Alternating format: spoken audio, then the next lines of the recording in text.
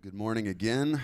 We are in week 2 of our Ghost Stories series, taking a look at the New Testament and some of the supernatural, spooky stories, I guess you could say, of the New Testament, and just diving into it and kind of determining what we think about some of these things. Last week, we looked at a time where Jesus encountered Satan and was tempted. And next week is titled Zombie Jesus, so you definitely want to be here for that one. And the week after that is titled A New Spirit Arrives. And then on November 17th, just a plug for November 17th, you should totally mark your calendars. Ryan and Annette Moran will be doing the Life Connection on the Enneagram and talking about the Enneagram. If you don't know anything about the Enneagram, you can Google it. Really great stuff. It's not part of the Ghost Stories series, but then once they're done with that, the next Sunday, which is November 24th, we will wrap up the Ghost Stories series with a Q&A. So you'll have 2 weeks to compile your questions from the series. I'm sure we're going to have tons of very interesting questions as we talk about the supernatural. So keep notes of your questions throughout the series, and then we'll probably open a poll on our Facebook or some way so that we can gather those questions from you and hopefully have a time of discussion around some of the interesting things that might be floating around in our minds after reading some of these passages. Today we examine an account of Jesus performing an exorcism. Yes, Jesus performing an exorcism. It should be good. But before we get to that, how many of you like to be scared? Like you like it. Like it's something you like. Like no one's hands went up. Like 5 people like to be scared. That's crazy. Okay. Well, like to watch scary movies or go to haunted houses or something like that. Like last night, Brittany and I went with some friends and we went to Field of Screams. It was a research project. I didn't want to go, but I needed to for this series. No, I'm just kidding. I haven't been to a haunted house for a long time. I don't know that I've ever really walked through a haunted house. I used to work at one in college. I worked in a room called the Boo Room, was the name of the room in this haunted house, and we were we were in coffins, and the coffins were bungee corded to the wall, and then we would wear these like racing like harnesses in the coffins, and what would happen is there's a light in the corner of the room that would go from red to yellow to green, and the moment it turned green, the lights in the room would turn on. And what would trigger that countdown is when someone's foot would cross into the room, and it's pitch black dark. They don't know where they're at. And then all of a sudden the lights turn on, and you throw yourself forward, and you're just like right in their face, and then you throw yourself back, and the lights turn off. And like, it was the best thing in the world to be on the other side of it. I'll say this, not as fun to be on this side of it that I was last night. I also had no voice, so I couldn't scream, so it was just me like mumbling curse words under my breath. Just kidding. Not really. But I may or may not have put Brittany in between me and someone chasing me. It might have happened.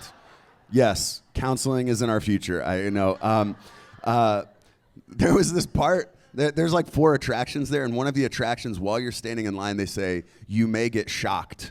Like multiple times. Like, and I'm like, I've signed up for a lot of things here because they can touch you, but you can't touch them, which is like, what is this? When did this become okay? Like they can touch, and they touch you. They don't have a problem touching you. But then when they said I might get shocked, I got really scared in that part. And this guy was chasing me with a tool, and I didn't know if it was like I was going to get electrocuted. So I was like, Brittany, why don't you stand between me and this guy? And it was just reptilian brain went into effect, and I just was like, get away. So I'm sorry, honey. But why do you think it is that we like to be scared? This is like this Field of Screams thing. I've never been there before, but it is wicked popular. Like it is huge. Like there's so much like land that they're using for this big production. I mean, it's an amusement park. Like it's crazy, and so many people love to be scared, and they go out there and spend money to be scared. Like that's an interesting concept, is it not? What's really interesting and unique, I think, is that we're uniquely scared by things that are supernatural. Much of what I saw yesterday, even at Field of Screams, had a religious element to it. Some of it didn't. Some of it was just blood, guts, and gore, right? But some of it has like a religious element to it, that we're scared of these supernatural type things. Even though many of us might say we don't even believe in the supernatural, I find it interesting that in entertainment, when you look at the top 25 highest grossing scary movies of all time, nearly half are supernatural in nature. So let me run down the half that are supernatural in nature. The Sixth Sense it grossed $293 million. Ghostbusters grossed $242 million. The Exorcist grossed $232 million. What Lies Beneath, $155 million. The Blair Witch Project, $140 million. The Conjuring, $137 million. The Ring, $129 million. Ghostbusters, the 2016 version, $128 million. The Nun, very interesting, $117 million. Ghostbusters 2, $112 million. I've got them in order of how much they've made, obviously. The Grudge, $110 million. Paranormal Activity, $107 million. Well over half of the gross money, like far over half of the gross money made off the top 25 horror movies in America have a theme of the supernatural attached to them. I think that's very interesting as we live in an enlightened society to have such an interest and an attachment, if you will, to the supernatural. And I want to acknowledge that many of us here in this room are probably coming from many different beliefs when it comes to the supernatural. Maybe you're super skeptical of the supernatural. Maybe you're the opposite and you're certain, 100% certain it exists. Maybe you've even had some type of experience that has awakened you to the supernatural. I don't know. Maybe you had an upbringing that over-spiritualized everything. I shared this last week, but I remember a pastor literally saying that like he didn't get a front row parking spot at Walmart when he went to pick up his groceries, and the only reason that happened was because there was a demon that was keeping him from getting a front row parking spot. And I'm like, no, maybe just people got there before you, like, right? But if you've been part of a context where it's always been over-spiritualized and it's always, every single negative thing that happens is the result of a demon, and every single positive thing that happens is the result of an angel, and this is just how reality is, it can get really exhausting to stay in any way connected to the supernatural or to believe in it at all. And then maybe you were part of an upbringing that ignored the supernatural altogether and just gave a scientific answer to every single thing that occurred in your life. And ultimately, that can have the same exact reality upon us, too. We can be like, there seems to be something more here. It seems that something else is going on. My point is this. We are all coming from different places when it comes to these conversations of the supernatural. Some of us may actually believe in Satan, and some of us instead may believe in this idea of an evil force that exists, or an idea that exists, or some of us may believe in demons and angels, and some we may not. The goal of this series is to examine some of these ancient stories of the supernatural and discover what they may have to teach us today, even as we are all coming from these different places. And so hopefully this Ghost Stories series will open us up, teach us a little bit, and maybe just give us an opportunity to re-examine even what we believe about these things. And hopefully we can engage one another in conversation during the Q&A in that time of feedback. So this week we examine the account of Jesus performing an exorcism. So what is an exorcism? This is the dictionary definition of what an exorcism is: the expulsion or attempted expulsion of a supposed evil spirit from a person or place. So the passage we're looking at today is in Luke 8:26 through 39, and here's how it goes. So they arrived in the region of the Gerasenes, across the lake from Galilee. As Jesus was climbing out of a boat, a man who was possessed by demons came out to meet him. For a long time he had been homeless and naked, living in the tombs outside the town. As soon as he saw Jesus, he shrieked and fell down in front of him. Then he screamed, "Why are you interfering with me, Jesus, Son of the Most High God? Please, I beg you, don't torture me." The man, or in this case the spirits inside the man, immediately know they are conquered. They know the power Jesus contains, and they are begging for mercy, which I find very interesting right from the start. Then the story continues. For Jesus had already commanded the evil spirits to come out of him. The spirit had often taken control of the man. Even when he was placed under guard and put in chains and shackles, he simply broke them and rushed out into the wilderness, completely under the demon's power. So the man has a history of being homeless, naked, living outside of the city. None of these realities inherently make him demon-possessed, but the text shares that he has some element of even supernatural strength when he's constrained. Very interesting. So here's what happens next. Jesus demanded, "What is your name?" "Legion," he replied, for he was filled with many demons. The demons kept begging Jesus not to send them into the bottomless pit. Now we'll take a moment here and kind of break down a little bit of this part. Jesus asks what the demon's name is, and the demon says back, "Legion," which means many demons. How many demons? Well, the answer is we don't know for sure. What is interesting is the word legion in this particular time was most popularly used with to describe the Roman army, a particular, division of the Roman army. So a legion of soldiers would contain 6,000 Roman soldiers. Now, that doesn't mean necessarily that this person has 6,000 demons in them, but ultimately, that was a popular reference of the day.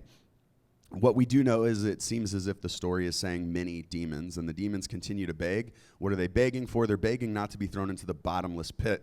What is the bottomless pit? The best translation for the bottomless pit from the Greek is that it's abyss. So the abyss. The word appears only 9 times in the entire New Testament, and it mostly appears in the book of Revelation. Here's a reference in Revelation which has the word show up twice. "And I saw an angel coming down out of heaven, having the key to the abyss." So the angel has the key to the abyss. "And holding in his hand a great chain. He seized the dragon, that ancient serpent who is the devil," or Satan, "and bound him for 1,000 years. He threw him into the abyss and locked and sealed it over him to keep him from deceiving the nations anymore until the 1,000 years were ended." And we're not really breaking down the context of that verse today. That is not the point of today. So there's a lot going on in Revelation, but ultimately it seems like these demons don't really want to go to this place that is the abyss. And I think it's interesting that they know Jesus has the power to send them there and bind them there. That's very interesting that right away they beg him, "Don't do this to us. Don't send us to this place," because they know the power that Jesus has.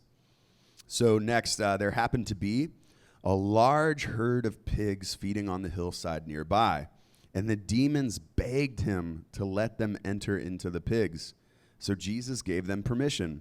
Then the demons came out of the man and entered the pigs, and the entire herd plunged down the steep hillside into the lake and drowned it.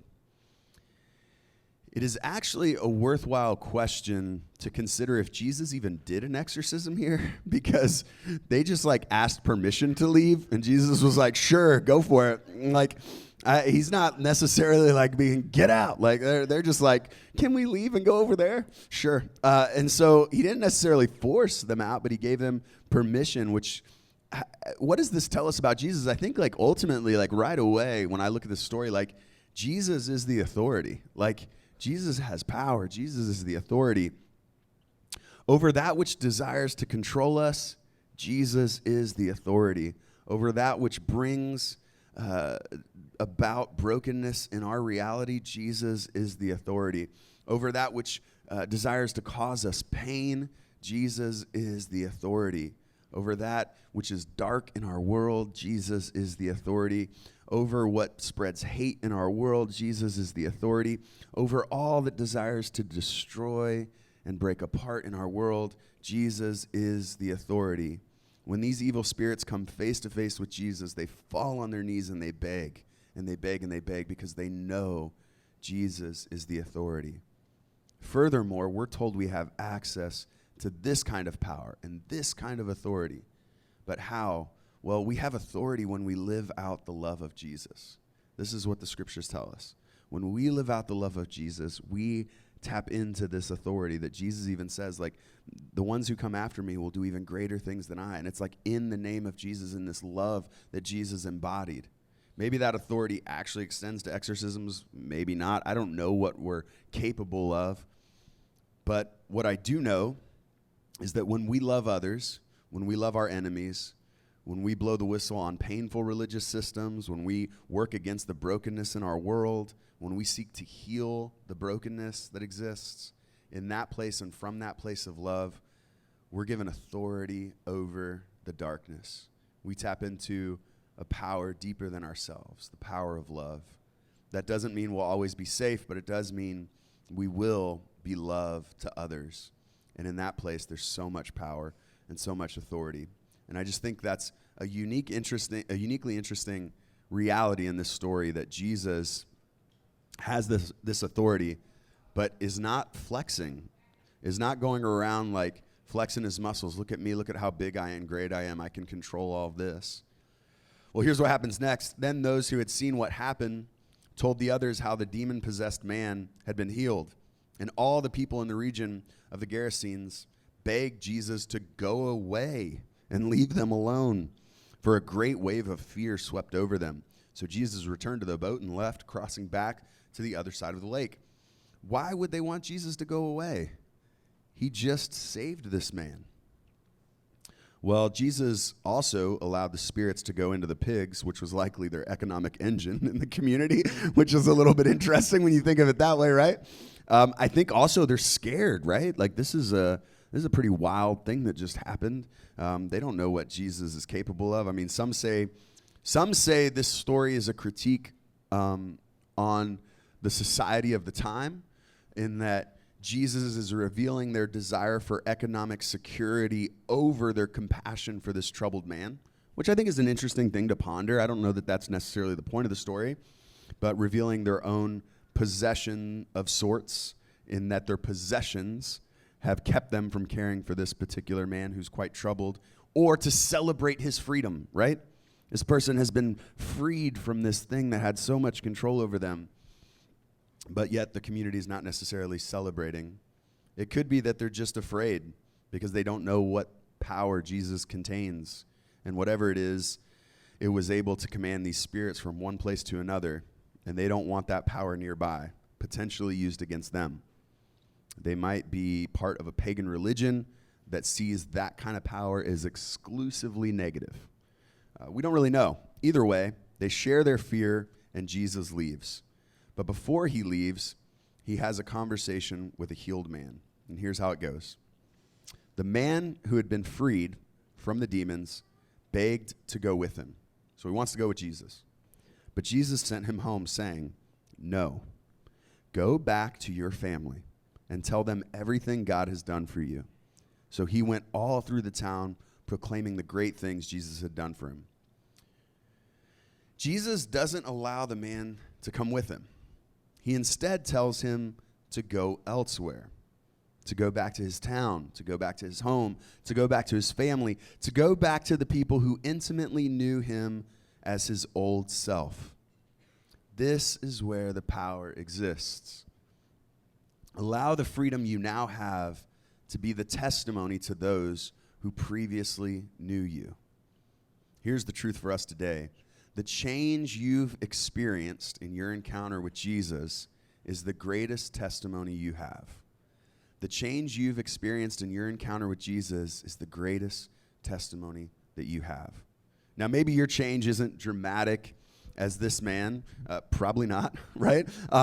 I remember growing up, and it would always seem like as youth group, like we'd get like the craziest conversion story ever, on stage at these conferences, and it would be, someone, I was formerly a gang member, I killed 5 people, but then Jesus saved me, and it'd be like, whoa, like I can't relate to that at all, okay? But like you have these wild stories of conversion, which I think are really important, and we need to have those, but we also sometimes need to just say like, yeah, I was pretty messed up. I was made new. I was a selfish person. I was self-righteous. I was prideful. I was bigoted. I was angry. I was apathetic. I was impatient. I was judgmental. Like, what if we thought of those as evil spirits within us even? That like, the reality is that Jesus makes us new. And like, as these things leave us, there's power when we go back to people who knew us when we were that person, and they begin to see something different within us, transformed into the image we are meant to bear. the image that ultimately we see even in Jesus in this. Jesus is making you new. Hopefully you're aware of that. Hopefully you're leaning into that new nature. I pray we're all seeing progress on this new creation that's bursting forth within us as God is making us new. As Curtis makes his way back up, instead of a prayer today, I'd like to speak a blessing over us all as we ponder exorcisms and the supernatural. So if you would like to, you can hold your hands out and just receive this blessing. Maybe close your eyes, maybe ponder it and meditate on it, think about it. But here we go. May Jesus send whatever is evil or wicked within us to the pigs or to the abyss or wherever he sees fit. May Jesus grow in us a new creation, a new spirit, a new mind, a new heart, a new reality bursting forth in the here and now that heals and brings about reconciliation instead of brokenness. May this new creation we experience and champion in this world be a testimony of hope to others who are experiencing the darkness of brokenness and pain. And may we find that we have authority when we live out the love of Jesus right here and right now. Amen.